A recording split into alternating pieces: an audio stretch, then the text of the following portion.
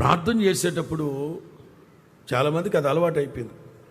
పాపినైనా నన్ను, పాపినైనా నన్ను, పాపినైనా నన్ను. పాపాత్ములు ప్రార్థన ఎందుకు వింటారు ఆయన అంటే, అప్పుడు విన్నాడు కదండి, ఆడు పాపాత్ముడు అని ఎవరన్నారు? ఆడు సొంకరే. యేసు ప్రభు అతన్ని క్షమించారు. నీవు యేసు రక్తం చేత కడగబడి బాప్తిజం పొంది ప్రభు బలలో పాలు పొందుతూ ఇన్ని ఆత్మ సంబంధమైన అనుభవాల్లో సాగుతూ నేను పాపినైనా నా ప్రార్థన వినండి, పాపినైనా నా ప్రార్థన వినండి. ఎట్లా వింటాడు ఆయన? ఎందుకు పదే పదే పాపి పాపి పాపి అని ఒప్పుకుంటున్నావు?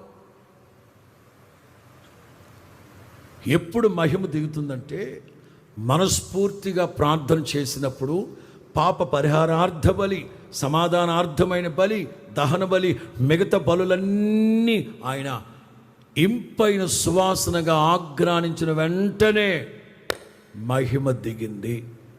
మూడవదిగా, ఎప్పుడు మనం ప్రార్థన చేసుకుంటున్నా, ఎంతసేపు మనం ప్రార్థన చేస్తున్నంతసేపు జలముల మీద అల్లాడిన నా దేవుని ఆత్మ మన మీద అల్లాడుతుంటారు.